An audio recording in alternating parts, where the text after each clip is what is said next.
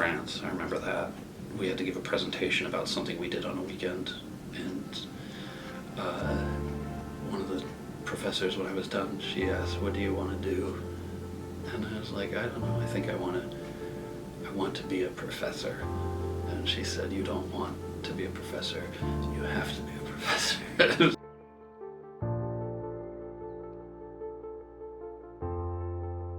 I started as an undergraduate at Duke in 2003 and graduated with a bachelor's in 2007, and then started a graduate program that includes the ultimate endpoint is the PhD, and it includes a master's sort of embedded in that. And so by 2012 I had finished the PhD, and then after that I went to Germany for a postdoc that lasted about 6.5 years, and then came to Bradley.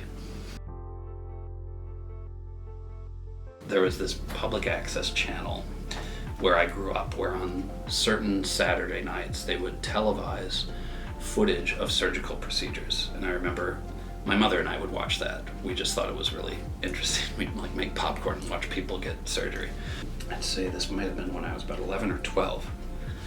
I had the dissection kit and I had the microscope, and oh yeah, I went to the pet store and asked them if they had any dead fish that they needed to get rid of. And so I took the fish home and I dissected fish. Given the context of the whole story, it's a perfectly wholesome story, but with no context, it sounds terrible.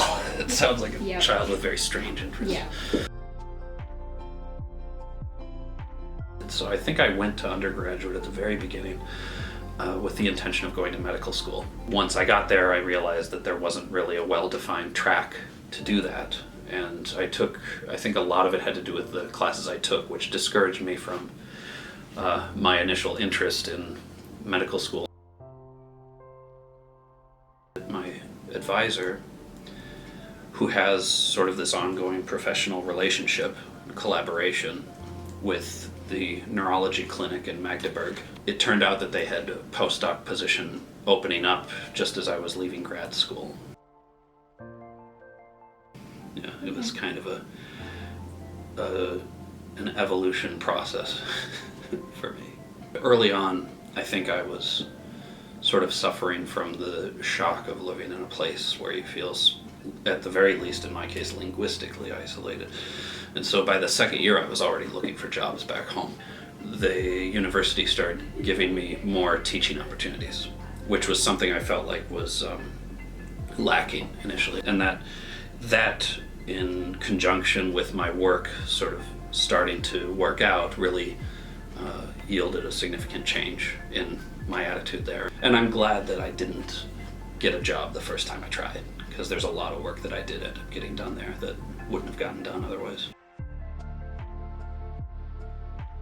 During the 2018 cycle, I found there was a job offering at Bradley, which honestly I was not as familiar with as an institution. It was one in a pool of about 50 different job applications I had sent out. When I came here, the in-person interview process was really the factor that shot it up on my list to, number one. He was really interested in neuroscience in particular, but that he was also just, easy to get along with, that he was all around good guy.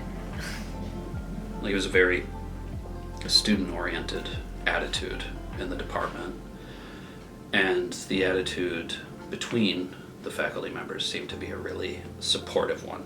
So I stopped in to discuss, the possibility of a contract, they said, and I was talking to the dean and the chair and myself in the room, and they showed me the contract, and the dean said, what did he say? He said, "How much time do you think you'd need to think it over?" And I said, "None." Just, signed it. We were ready to go. It was great. Everybody was kind of like an unofficial mentor, I did find it really encouraging how much Dr. Kelso moves around the room when he lectures, because that's something that I do, and I've had some students say, it's nice because, there's energy and stuff, and I've had other students say it's chaotic and confusing. I don't know why you're moving around so much. He's probably one of the most enthusiastic instructors that I've worked with, and I think that's really infectious. I really love how excited he gets about teaching.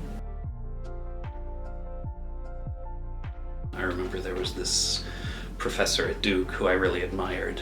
I remember asking one of his grad students once, what does he think about me? And the student said, he doesn't. That's kind of a freeing thing to realize that, people aren't necessarily really ruminating on you and making judgments about you all the time. This is something someone said to me once, and it meant a lot to me. And I think I want to try to live up to that. But someone once called me generous. Sometimes the best word is confused. His dry sense of humor.